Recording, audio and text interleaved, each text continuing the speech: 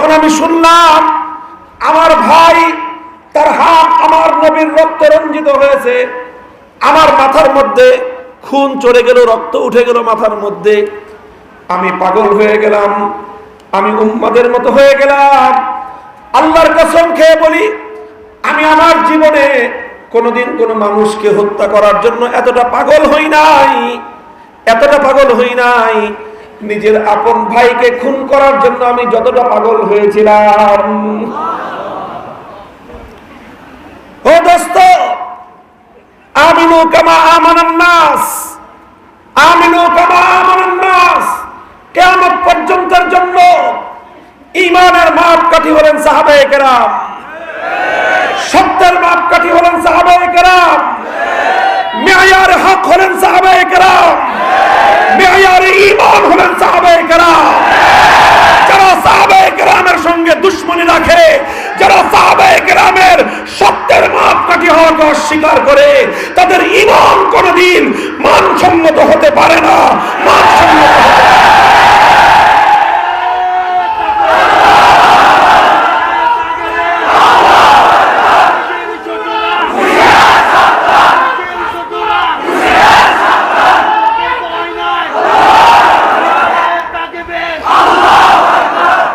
ঈমান আনতে হবে কাদের মতো?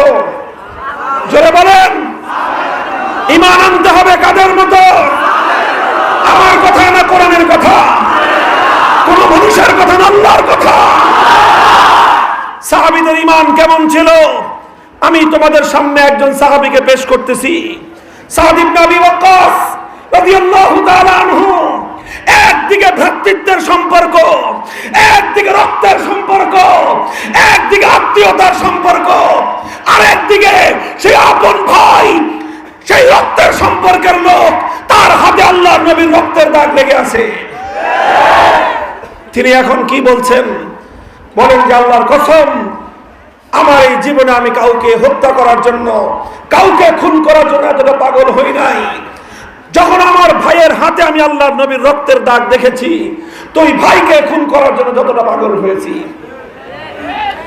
এই হাদিস থেকে স্পষ্ট বোঝা যায়, ইতিহাসের এই সোনালী অধ্যায় থেকে একথা দ্ব্যর্থহীনভাবে প্রমাণিত হয়, যদি কারো হাত আল্লাহর নবীর রক্তে রঞ্জিত থাকে, যদি কারো মুখ আল্লাহর নবীর ইজ্জতের দ্বারা কলঙ্কিত থাকে, যদি কেউ তার হাত দিয়ে আল্লাহর নবীকে আঘাত করে, যদি কেউ তার হাত দিয়ে লিখে আল্লাহর নবীকে গালি দেয়, কেউ যদি মুখ দিয়ে আল্লাহর নবীকে গালি দেয়, কারো হাত, কারো মুখ, কারো জীবন যদি আল্লাহর নবীর রক্ত অথবা ইজ্জতের দ্বারা রঞ্জিত হয়, নবীর সেই দুশমনকে হত্যা করার জন্য পাগল করা হওয়ার নাম ঈমান।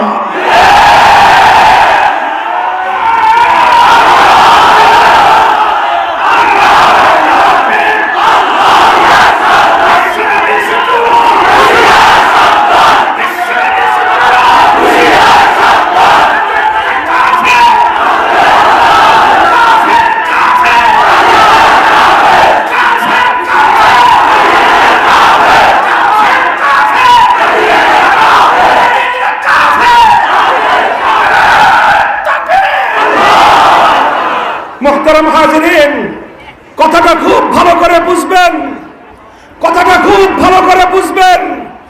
এটা ঈমানের প্রশ্ন। এখানে সারা দুনিয়া আমার বিপক্ষে যেতে পারে, এই হক কথা আমি গোপন করতে পারবো না। এই হক কথা গোপন করা আমার পক্ষে সম্ভব নয়। আমি ফাঁসি কাস্টে ঝুলতে প্রস্তুত, গলার মধ্যে ফাঁসির রশিকে ফুলের মালা হিসেবে বরণ করতে প্রস্তুত। ঈমানের প্রশ্নে সত্য গোপন করতে পারবো না।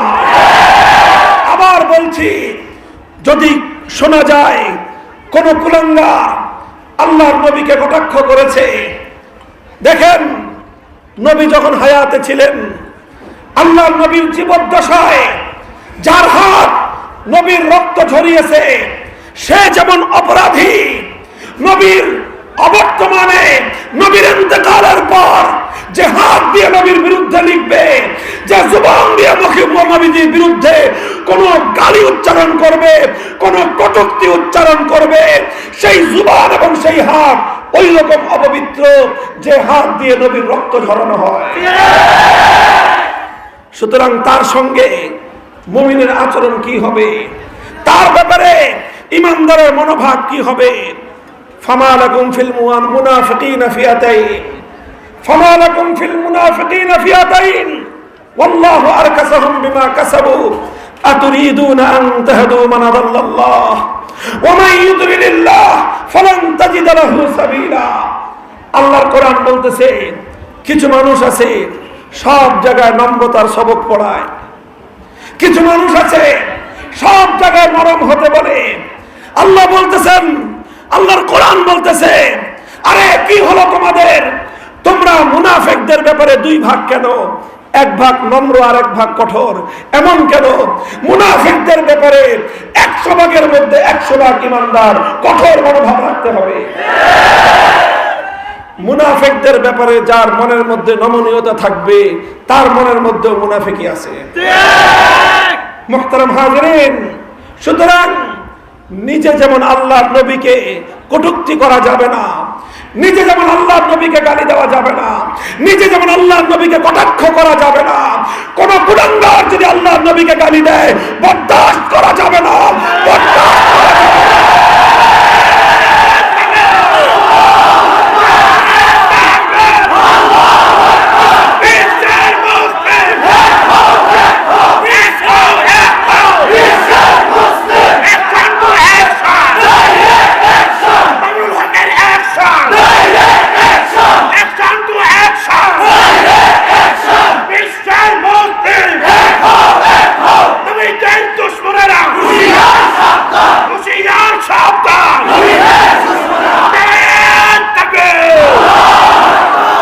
মুহতারাম হাজিরিন, আমি কথা বেশি বলি না, অনেক বেশি বিষয় বস্তুর উপর আমি আলোচনা করি না। আমি অত্যন্ত গুরুত্বপূর্ণ এবং সময়ের জরুরি কয়েকটা বিষয়ের উপরে আমি সারা দেশে কথা বলি। আজ আমি এই বিষয়টাকে গোটা দেশবাসীর অন্তরের মধ্যে গেঁথে দেওয়ার চেষ্টা করতেছি। সেটা হলো ভালোবাসা কার জন্য, শত্রুতাও কার জন্য। যাকে আল্লাহ ভালোবাসতে বলেছেন তার সঙ্গে শত্রুতা রাখা যাবে না। যার সঙ্গে আল্লাহ দুশমনি রাখতে বলেছেন তার সঙ্গে পীড়িত করা যাবে না। খুব পরিষ্কার কথা।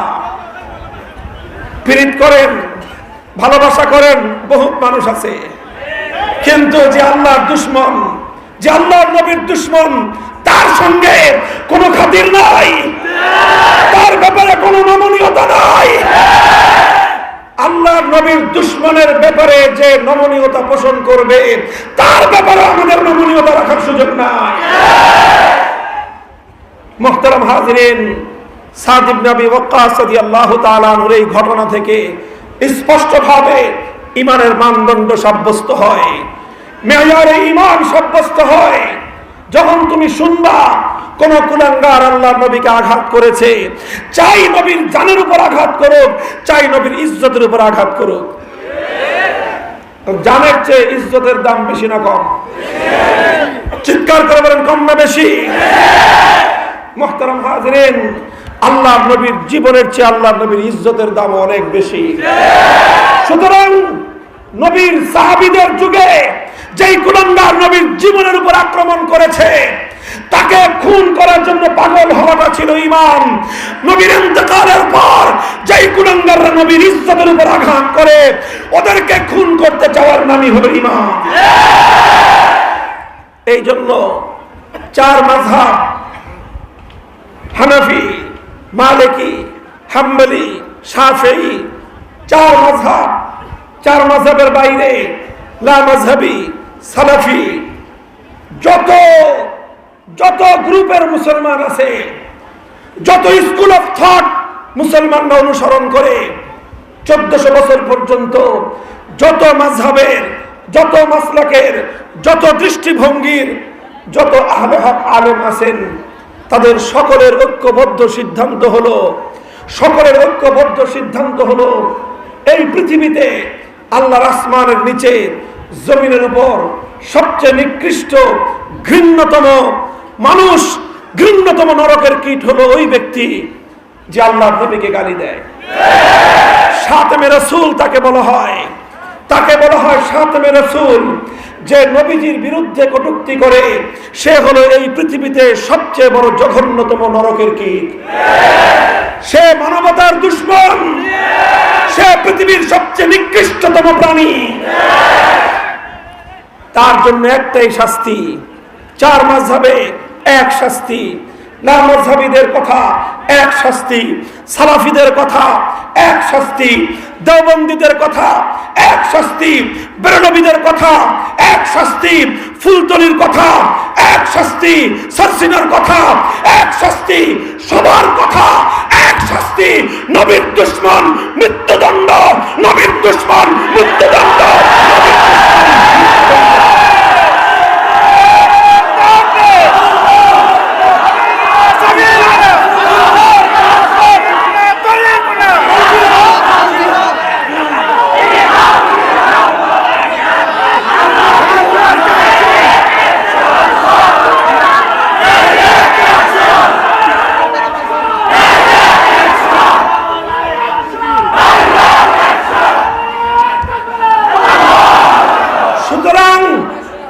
নবীর দুশমন, নবীকে কটাক্ষ করে যে ব্যক্তি নবীর কটাক্ষকারী হবে, নবীজিকে গালি দিবে, নবীজির পবিত্র চরিত্রের উপর কালিমা লেপন করার চেষ্টা করবে, তার শাস্তি কি? চিৎকার করে বলেন, তার শাস্তি কি? এই মৃত্যুদণ্ড কার্যকর করার দায়িত্ব হলো মুসলমানদের শাসকের। এই মৃত্যুদণ্ড কার্যকর করার দায়িত্ব হলো মুসলমানদের বিচার ব্যবস্থা। এই মৃত্যুদণ্ড কার্যকর করার জিম্মাদারি হলো মুসলমানদের আদালতের। আদালত যদি এই মৃত্যুদণ্ড কার্যকর করতে না পারে সেটা ব্যর্থ আদালত। বিচার ব্যবস্থা যদি নবীর দুশমনের গলায় ফাঁসির রশি ঝোলাতে না পারে সেই বিচার ব্যবস্থা ব্যর্থ বিচার ব্যবস্থা। মুসলমানদের শাসক হয়ে, মুসলমান জনপদের শাসক হয়ে যদি নবীর দুশমনের বিরুদ্ধে মৃত্যুদণ্ডের আইন জারি করতে না পারে সেই শাসক মুসলমানদের জন্য কলঙ্কের অধ্যায়।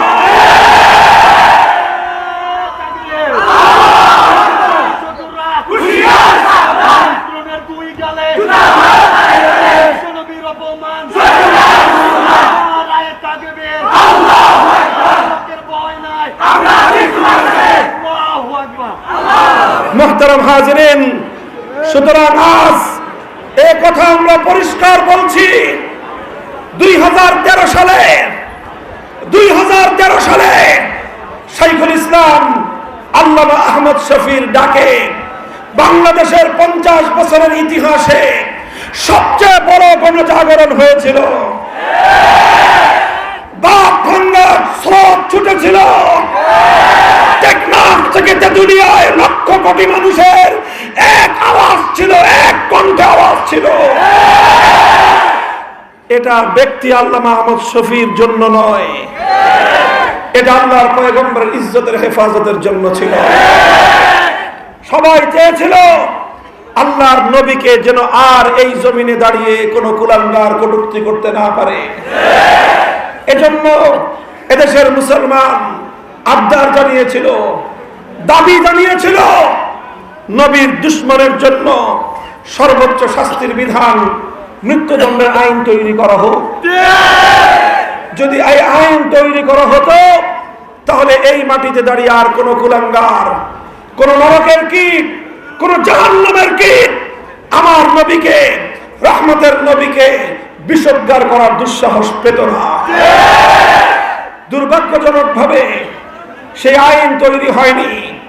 নবীর দুশমনের বিরুদ্ধে মৃত্যুদণ্ডের আইন নাই। এই কারণেই একের পর এক নবীর দুশমনেরা আল্লাহ নবীকে কটাক্ষ করার সাহস পায়। এটা শাসকদের ব্যর্থতা, এটা শাসকদের ব্যর্থতা। এই ব্যর্থতার কারণে যখন নবীর আশিক উম্মতেরা দেখে নবীর দুশমনের কোনো শাস্তি নাই, নবীকে গালি দেওয়ার পরেও কোনো বিহিত নাই, এটা যখন দেখে নবীর আশিকের কলিজায় আঘাত লাগে। নবীর আশিকের কলিজা থেকে রক্তক্ষরণ হয়। নবীর সাহাবী যেমন বলেছিলেন, ওকে খুন করার জন্য আমি পাগল হয়ে গেলাম।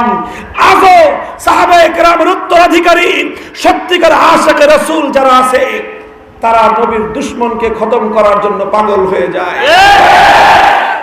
এখন যদি কোনো আশিকে রাসূল নবীর কোনো দুশমনকে খতম করে দেয়, তাহলে এই যে আদালত পারলো না, আইন তৈরি করা হলো না, বেআইনি ভাবে প্রচলিত রাষ্ট্রের আদালতের আইনের বাইরে একটা লোক খুন হলো, হত্যা হলো, এর দায় ওই আশিকে রাসূলের উপর নয়, এর দায় রাষ্ট্র এবং বিচার ব্যবস্থার উপর। এখন রাষ্ট্র এবং বিচার ব্যবস্থা নিজেদের ব্যর্থতা কিভাবে ঘুচাবে, এটা তাদের ব্যাপার। আশিকে রাসূল নবীর উম্মতকে জন্য বিচারের কাঠগড়ায় দাঁড় করাবার অধিকারও তাদের নাই। ছোট্ট একটা দৃষ্টান্ত দেই। হে মুসলমানেরা, মায়ের বুকের দুধ পানকারী, মায়ের গর্ভের ইজ্জত এবং সম্মান রক্ষাকারী সন্তানেরা, মায়ের সুসন্তান, অন্তরে মায়ের ভালোবাসা আছে না নাই? তুমি যদি দেখো তোমার সামনে তোমার গর্ভধারিণী দুগ্ধদানকারিণী সেই মায়ের ইজ্জত নিয়ে কোন লম্পট ছিনিমিনি খেলছে, কোন লম্পট তোমার মায়ের ইজ্জত লুণ্ঠন করার চেষ্টা করছে, চেয়ে চেয়ে দেখবা? কোন মায়ের সন্তান এমন আছো চেয়ে চেয়ে দেখবা? আছে কেউ এরকম? যদি তোমার মায়ের গর্ভের হক তোমার উপর থেকে থাকে, 10 মাস পর্যন্ত তোমার মায়ের গর্ভে ধারণ করার অধিকার যদি তোমার উপর থেকে থাকে, 2 বছর পর্যন্ত মায়ের বুকের দুধ পান করার সম্মান আর ইজ্জত যদি তুমি রাখতে চাও, তাহলে সেই মায়ের লম্পটকে, মায়ের ইজ্জতের উপর আক্রমণকারী কুলাঙ্গারকে খতম করাই হবে সন্তানের অধিকার।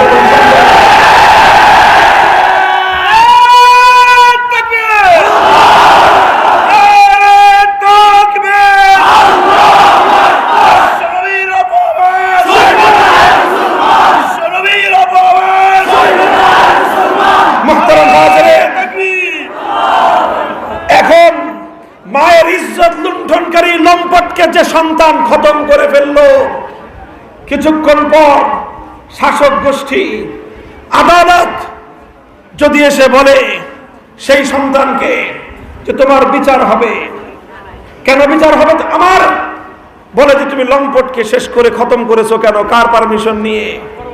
আচ্ছা বলেন তো, এখন দুনিয়ার মানুষ কি বলবে? কটাক্ষ সেই আদালতকে, সেই শাসককে, সেই দায়িত্বশীলকে বলবে, যখন আমার মায়ের ইজ্জত লুণ্ঠিত হয়েছিল তখন তুমি কোথায় নাকে তেল দিয়ে ঘুমাইছিলা? তোমার কি দায়িত্ব ছিল না আমার মায়ের ইজ্জতের নিরাপত্তা দেওয়া? যে নাকি লম্পটের হাত থেকে মায়ের ইজ্জতের নিরাপত্তা দিতে পারে না, মায়ের ইজ্জত এবং আব্রুর ইজ্জত হেফাজত করবার জন্য সন্তান যখন লম্পটের বিচার করে, সেই সন্তানের বিচার করবার অধিকার তোমার নাই।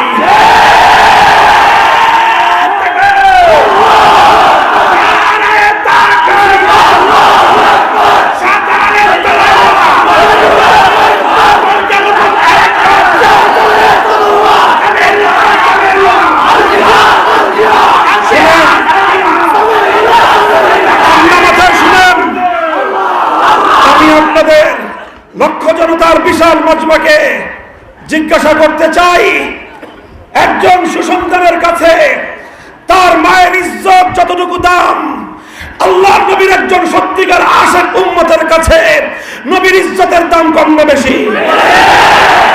হে মায়ের সুসন্তানেরা, যদি তোমার মায়ের ইজ্জতের উপর আক্রমণকারী লম্পটের ব্যাপারে এটাই হয় তোমার সিদ্ধান্ত, ওরে আমি খতম করে ফেলবো, তাহলে আশিকে রাসূল উম্মতের কাছে নবীর দুশমনের জন্য কি সিদ্ধান্ত হওয়া উচিত?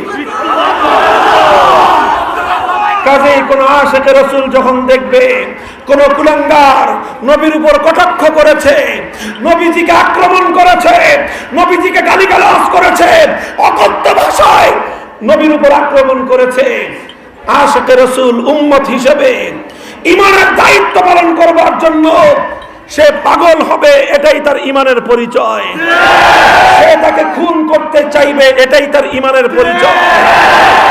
এরপরে যদি সে আল্লাহর রাসূলের ইশকে দিওয়ানার পাগল হয়ে ওই কুলাঙ্গারকে জাহান্নামে পাঠিয়ে দেয়, এরপরে যদি এখন শাসক, আদালত, প্রশাসন এসে যদি বলে যে তুমি কেন লোকটারে মারছো, তোমার বিচার হবে, তখন আমরাও এই কথা বলতে বাধ্য। শাসক গোষ্ঠীকে, আদালতকে, প্রশাসনকে আমরা কথা বলতে বাধ্য। যখন এই কুলাঙ্গার মানবতার নবী, বিশ্ব মানবতার মুক্তির মূর্ত প্রতীক নবী মুহাম্মদ আরবীর ইজ্জত লুণ্ঠন করেছিল, তখন তুমি কার চুল ছিঁড়ছিলা? মাফ করবেন, মেহেরবানি করে ক্ষমা করবেন, একটা শক্ত শব্দ আমি প্রয়োগ করতে বাধ্য হলাম, কারণ এই জায়গায় এমন কঠোর শব্দ প্রয়োগ করাই আল্লাহর রাসূল এবং কোরআনের আদর্শ। মুহতারাম হাজিরিন, এজন্যই আমরা বারবার বলছি, এ কথা বলতে বলতে শাইখুল ইসলাম আল্লামা শাহ আহমদ শফী কবর জগতে চলে গেছেন। এখন আল্লামা জুনায়েদ বাবুনগরী সেই আওয়াজের ঝান্ডা সামনে হাতে নিয়েছেন। আল্লামা জুনায়েদ বাবুনগরী হায়াতে না কুলাতে পারে, ইনশাআল্লাহ আমরা শপথ নিতে চাই, যতদিন এ দেহে প্রাণ আছে, যতদিন এ দেহে রক্তের স্পন্দন, রক্তের প্রবাহ আছে, যতদিন এর হৃদয় স্পন্দন বাকি থাকবে, যতদিন এ ধমনীতে রক্তের প্রবাহ অবশিষ্ট থাকবে, আল্লাহর নবীর দুশমনদের বিরুদ্ধে মৃত্যুদণ্ডের আইন তৈরি না হওয়া পর্যন্ত আমরা শান্ত হব না। আমরা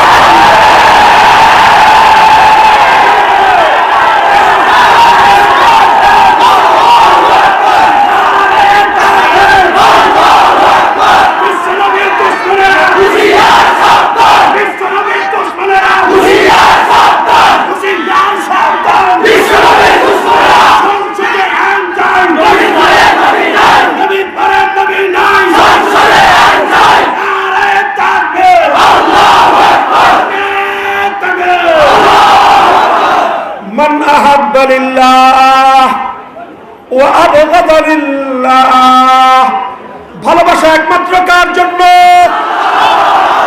শত্রুতার দুশমনী একমাত্র কার জন্য? তুমি আল্লাহর জন্য শুধু ভালোবাসতে জানো, শুধু আল্লাহর জন্য কারো সঙ্গে সম্পর্ক করতে জানো, কিন্তু আল্লাহর জন্য কারো সঙ্গে সম্পর্ক ছিন্ন করতে জানো না, তাহলে তুমি পরিপূর্ণ ঈমানদার হতে পারো না। মুহতারাম হাজিরিন, এই দুইটাই হলো মূল কথা। মহব্বত কার জন্য? দুশমনীও কার জন্য? 3 নম্বর হলো ওয়া আতা লিল্লাহ, কাউকে কিছু দিলে কার জন্য দিব? কাউকে যদি আমি আনুগত্য দেই কার জন্য দিব? ওয়া মানা লিল্লাহ, কাউকে যদি কোনো কিছু দিতে অস্বীকার করি কার জন্য করব? কাউকে যদি বলি তোমার সঙ্গে খাতির রাখতে পারবো না কার জন্য বলবো? কাউকে যদি বলি তোমার আনুগত্য আমি করতে পারবো না কার জন্য বলবো? এই 4 বৈশিষ্ট্য যার মধ্যে থাকে, মহব্বত আল্লাহর জন্য, ভালোবাসা আল্লাহর জন্য, শত্রুতা দুশমনী আল্লাহর জন্য, কাউকে কোনো কিছু দিলে আল্লাহর জন্য, কাউকে কোনো কিছু দিতে অস্বীকার করলে কার জন্য?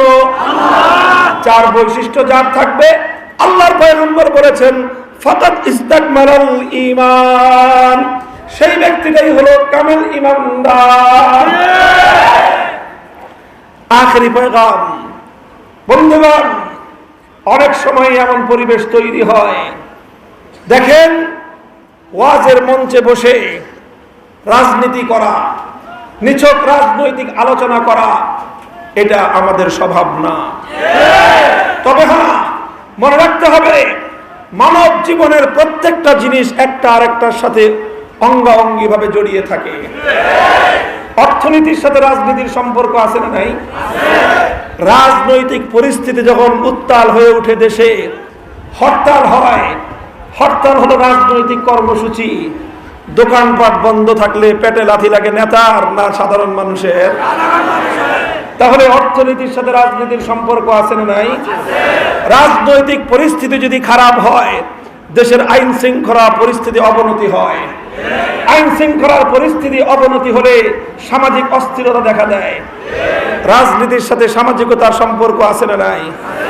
ঠিক ওরকম সব রাজনীতি নিয়ে আমরা কথা বলি না, তবে রাজনৈতিক কিছু কিছু কথা আছে সরাসরি ইমানের সঙ্গে যার সম্পর্ক, যেটার সঙ্গে ইমানের সম্পর্ক, সেই কথা চুপ করে থাকা আমাদের জন্য জায়েজ নাই। বলবেন আমি স্পষ্ট আমার কথা, কেউ নারাজ হন কেউ খুশি হন, আমার এতে কিচ্ছু করার নাই। কে খুশি হলেন কে বেজার হলেন দেখার টাইম নাই আমার। জীবনে একটা জিনিসের শপথ করেছি, একজনকেই রাজি করব। কয়জনকে? তাকে রাজি করার পর যে যে রাজি হবেন ওয়েলকাম, যে যে রাজি হবেন স্বাগত জানাই। আল্লাহকে রাজি করলে যে যে নারাজ হবেন তার 14 গোষ্ঠীর সঙ্গে সম্পর্ক ছিন্ন। দরকার নাই তোমার মতো বন্ধুরা আমার। রাজি করবে একমাত্র কাকে? আল্লাহকে রাজি করতে গিয়ে যদি সারা দুনিয়া আমার উপর নারাজ হয়, সারা দুনিয়াকে পরোয়া করবার সময় নাই।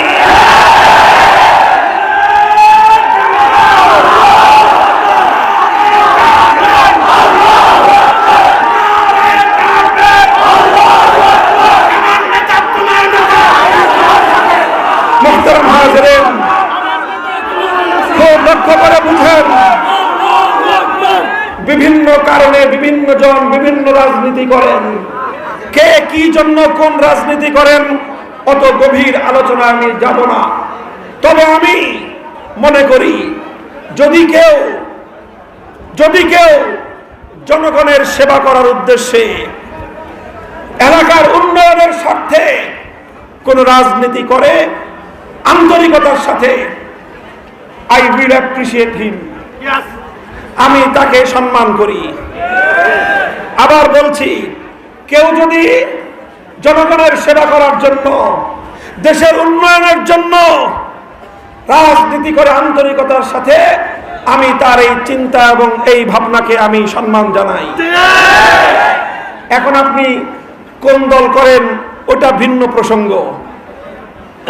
জনগণের সেবা করার জন্য, দেশ এবং এলাকার উন্নয়নের জন্য রাজনৈতিক ক্ষমতা যদি সব মানুষের হাতে থাকে, এটা ভালো না খারাপ?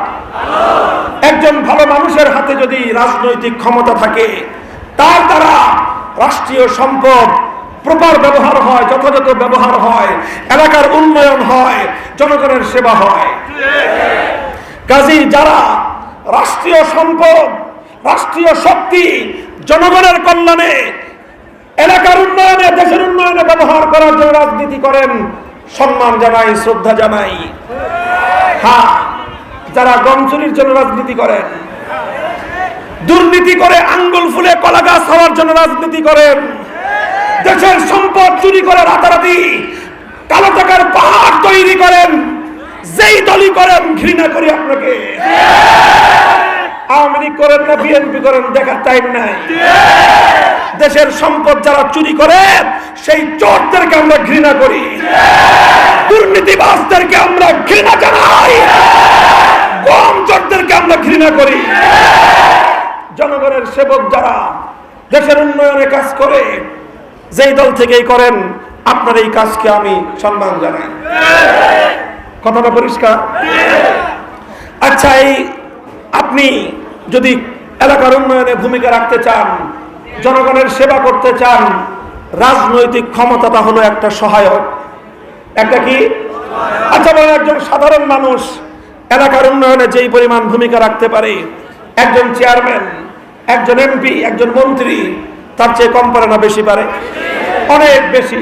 কথা বলেন, অনেক বেশি পারে। সুতরাং এই উদ্দেশ্যে যে আমি এলাকার উন্নয়ন করব, জনগণের সেবা করব, এই উদ্দেশ্যে যদি কেউ চেয়ারম্যান হতে চায়, এই উদ্দেশ্যে যদি কেউ এমপি হতে চায়, এই উদ্দেশ্যে যদি কেউ মন্ত্রী হতে চায়, আর এই এমপি, চেয়ারম্যান, মন্ত্রী হওয়ার জন্য কোনো নির্দিষ্ট দলে অন্তর্ভুক্ত হয়, আমি এটাকে খারাপ বলি না। কথাটা পরিষ্কার? তার সাথে আমার রাজনৈতিক মতাদর্শের আসমান জমিন পার্থক্য থাকতে পারে, ব্যবধান থাকতে পারে, দ্বিমত থাকতে পারে, কিন্তু তার এই সৎ উদ্দেশ্যটাকে আমি সম্মান জানাই। কিন্তু আপনি এখন ক্ষমতার জন্য, একটা পদে যাওয়ার জন্য, চেয়ারম্যান হওয়ার জন্য, এমপি হওয়ার জন্য, অথবা রাজনৈতিক ভালো একটা পদবি পেয়ে, একটা পদ পেয়ে, দায়িত্ব পেয়ে মানুষের সেবা করার জন্য আপনাকে দল করতে হবে, আপনাকে নেতার কথা মানতে হবে। সব আমি জানি, সব আমি জানি, কিন্তু মনে রাখবেন কখনো কখনো এমন কিছু পরিস্থিতি তৈরি হয় যখন আপনার দল আর ইসলাম মুখোমুখি হয়ে দাঁড়ায়, যখন আপনার নেতা আর আলেম সমাজ মুখোমুখি হয়ে দাঁড়ায়। সব সময় হয় না, মাঝে মাঝে হয়, কদাচিৎ এমন হয়। হয় কি হয় না?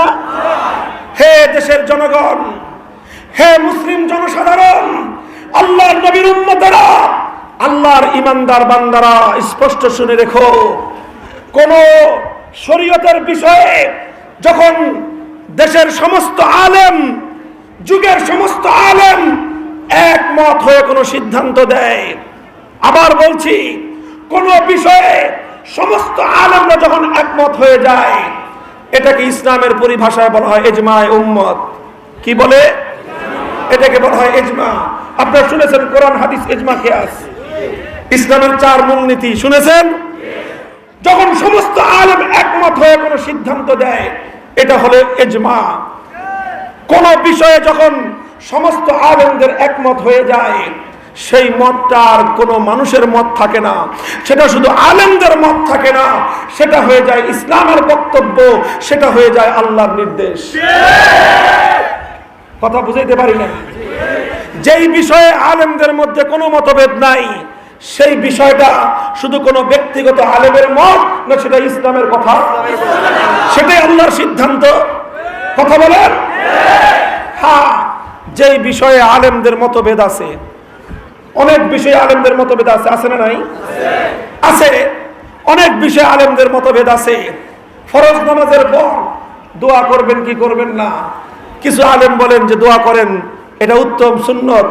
আর কিছু আলেম বলেন ফরজ নামাজের পর সম্মিলিতভাবে মুনাজাত করা যাবে না, এটা মতভেদ আছে। আপনি ইচ্ছা হলে করতে পারেন, আপনার কাছে যেই আলেমের কথা পছন্দ হয় তারটা মানেন, মানলেই হলো। আরো অনেক এরকম মত পার্থক্য আছে, অনেক, কয়টা বলবো। অনেক আলেম বলেন, হানাফি মাযহাবের সবাই বলেন সূরা ফাতিহা যখন পড়া হবে আমিন আস্তে বলা উত্তম। অন্য মাযহাবের ইমামরা বলেন আমিন জোরে বলা উত্তম, কিন্তু সবাই বলেন আমিন জোরে আর আস্তে বলা নিয়ে মারামারি করা এটা হারাম। আমিন আস্তে বলা উত্তম আর জোরে বলা অনুত্তম, কিন্তু আমিন নিয়ে মারামারি করা এটা হারাম, এটা ঠিক না। যাই হোক, তো যেই সকল বিষয়ে আলেমদের মত পার্থক্য আছে, সেই বিষয়ে যার যার বক্তব্য সেই সেই আলেমের, সেটা পূর্ণ ইসলামের বক্তব্য নয়। কিন্তু যেই বিষয়ে সমস্ত আলেমরা একমত, পর্দা ফরজ, পর্দা করা 4 মাযহাবের কোন আলেমের দ্বিমত নাই, 4 মাযহাবের কোন আলেমের দ্বিমত নাই, কোন লামাযহাবী আলেমের দ্বিমত নাই, কোন সালাফি আলেমের দ্বিমত নাই, কোন আহলে হাদিস আলেমের দ্বিমত নাই, কোন বেরলভী আলেমের দ্বিমত নাই, কোন সুন্নি আলেমের দ্বিমত নাই, কোন দেওবন্দি আলেমের দ্বিমত নাই। কথা বলেন? বুঝাইতে পারলাম? কিছু কিছু বিষয় আছে যেগুলো নিয়ে দ্বিমত থাকে, যেগুলো নিয়ে দ্বিমত থাকে সেটা একরকম। যেই বিষয়ে কারো কোনো দ্বিমত নাই, সেই বিষয়টা শুধু কোনো ব্যক্তির কথা না ইসলামের কথা। যখন ইসলামের এমন কোন কথা দাঁড়াবে, সমস্ত আলেম সমাজ যখন একদিকে, তখন যদি তোমার দল আলেমদের বিপক্ষে তোমাকে ডাক দেয়, তখন যদি তোমার নেতা বলে যে আসো হুজুরদের বিপক্ষে মাঠে নামতে হবে, হে মুসলমান, তুমি তো মুসলমানও, তুমি আবার রাজনৈতিক কর্মীও, তুমি তো ইমানদারও, তুমি আবার রাজনৈতিক দলও করো, তুমি আল্লাহর নবীর উম্মত, আবার তুমি তোমার নেতার কর্মী, তখন তুমি কি করবা? তখন তোমার ইমানের পরীক্ষা। তখন কিসের পরীক্ষা? কিছু মানুষের কাছে তখন ইমানের চেয়ে রাজনীতি বড়, কিছু মানুষের কাছে তখন ইসলামের চেয়ে দল বড়, কিছু মানুষের কাছে তখন আল্লাহর নবীর চেয়ে তার নেতা বড়। তারা দলের কথা শুনবে, তারা নেতার কথা শুনবে, তারা তাদের দলের আনুগত্য করবে, ওদের ঈমান থাকবে না। আর কিছু মানুষ থাকবে যাদের কাছে দলের চেয়ে ঈমান বড়, যাদের কাছে নেতার চেয়ে আল্লাহর রাসূলের মর্যাদা বেশি, যাদের কাছে রাজনীতির চেয়ে ঈমানের দাম বেশি, তারা হলো ঈমানদার। তারা কি ঈমানদার? আবার দুই শ্রেণী। কয় শ্রেণী? এক শ্রেণী হলো শক্তিশালী ঈমানদার, আরেক শ্রেণী হলো দুর্বল ঈমানদার। ঈমানদার কয় ভাগ? এক ভাগ। আরেক ভাগ? আপনারা শক্তিশালী না দুর্বল? খালি মুখের কথায়? তাহলে কাজে প্রমাণ দিতে পারবেন? শুনেন কাজের প্রমাণ কেমনে। আমি সবাইকেই ভালোবাসবো, শক্তিশালী হলেও ভালোবাসবো, দুর্বল হলেও ভালোবাসবো, তবে দুর্বল হওয়ার চেয়ে শক্তিশালী হওয়া অনেক উত্তম। শক্তিশালী ঈমানদার কারা? শক্তিশালী ঈমানদার হলো তারা যাদেরকে দল বলবে আসো ইসলামের বিপক্ষে, যাদেরকে নেতা বলবে আসো হুজুরদের বিপক্ষে, তখন যারা শক্তিশালী ঈমানদার তারা দলকে বলে দিবে রাজনীতি করতাম, দল করতাম, নেতার আনুগত্য করতাম, ইসলামের বিরোধিতা করবার জন্য নয়। যখন আমার দল, আমার নেতা ইসলামের বিপক্ষে গেছে, আমি ইসলামের পক্ষে থেকে দল আর নেতাকে 14 তালাক দিলাম।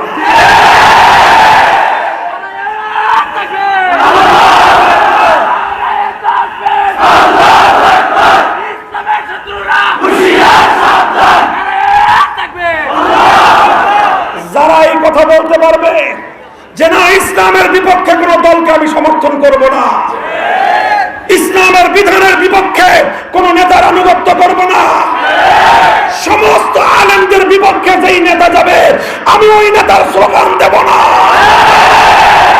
যারা এই কথা বলতে পারবে, বসো, এই যারা এই কথা বলতে পারবে, যাদের বুকে হিম্মত আছে, তারা হলো আরে কেমন ঈমানদার? শক্তিশালী ঈমানদার। আর কিছু আছে চিন্তা করবে এখন যদি আমি দলের কথা না শুনি আমার তো পথ যাবে গিয়া, এখন যদি আমি নেতার কথায় মিছিলে না যাই তাহলে তো আমার সামনের দিনে থানা সেক্রেটারি হওয়ার একটা লবিং করতেছি, আমার তো সেক্রেটারি হওয়া যাবে না। এরকম চিন্তা হবে কি হবে না? এইসব চিন্তা করে আবার চিন্তা করে যদি যাই ঈমান থাকবে না। এখন পড়ছে দোটানায়, না গেলে পথ থাকে না, গেলে এখন করবেন কি? দুর্বল ঈমানদার যারা, তাদেরকে আমি একটা বুদ্ধি শিখিয়ে দেই। বুদ্ধি হলো নেতায় যখন, দল যখন আপনাকে ইসলামের বিপক্ষে, কোরআনের কোন আইনের বিপক্ষে, আলেম সমাজের বিপক্ষে নামতে বলবে, তখন আপনি নেতারে আর দলরে বলে দিবেন মাথায় প্রচন্ড ব্যথা, পেটে বিষ, আমি বেড রেস্টে আছি, আমাকে ডাক্তার কঠোর ভাবে বলছে 1 সপ্তাহ পর্যন্ত বেড রেস্টে থাকতে, সুতরাং নেতা আমি আজকে তো পারতাছি না, সরি। বুঝে আসছে কথা? ইন্নী সাকিম, ইব্রাহিমী আদর্শ তখন অনুসরণ করবেন। বলবেন কি বলবেন? কবেন হুজুর আমার তো পেটে ব্যথা নেই, আপনি মিথ্যা কথা শিখিয়ে দিতেছেন। বলবেন যে আমার তো মাথায় ব্যথা নাই, হুজুর আপনি মিথ্যা কথা শিখিয়ে দিতেছেন। ওই বেটা ইমানের উপর আঘাত আসতেছে, তোর মাথা ব্যথা নাই কেন? তাহলে কেমন ইমানদার?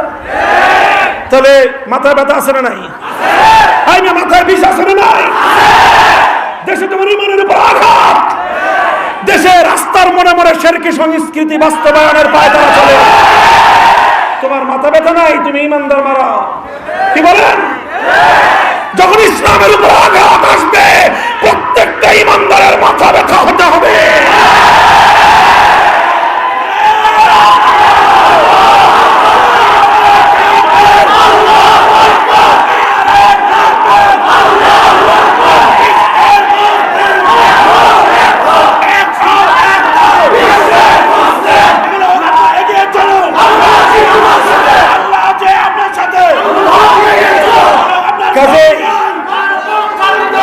রাজনীতির বিপক্ষে বলেছি?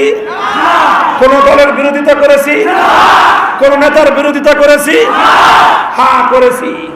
যেই দল আর যেই নেতা জনগণকে ইসলামের বিপক্ষে ডাকবে, সেই দল আর সেই নেতার শুধু বিরোধিতা নয়, তাদের সঙ্গে লড়াই করতে মাঠে নামবে।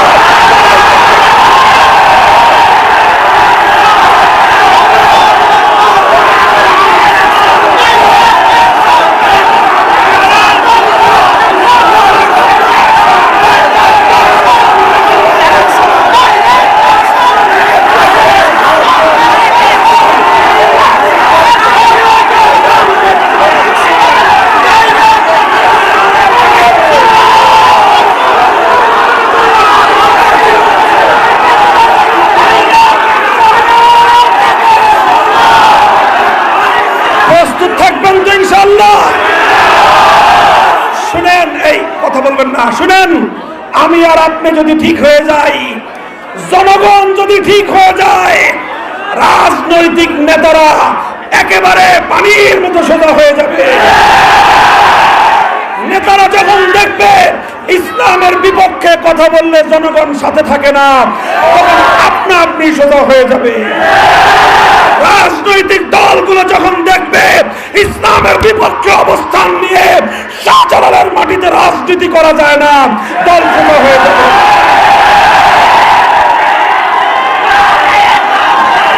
বসেন বসেন বসেন, শুনেন শুনেন শুনেন। তাহলে দেখেন, দোষটা শুধু রাজনৈতিক দল আর নেতাদের না, দোষটা জনগণেরও। জনগণ যদি সোজা হয়ে যেত, জনগণ যদি এই বার্তা দিতে পারত, যে কোনো দল, যে কোনো নেতা যত বড়ই হোক না কেন, ইসলামের বিপক্ষে নামলে মাঠে খাওয়ার নাই। আপনারা যদি আজকে সিদ্ধান্ত নিতে পারেন, আগামী দিন হবে বাংলাদেশ ইসলামের বাংলাদেশ, কালেমার বাংলাদেশ।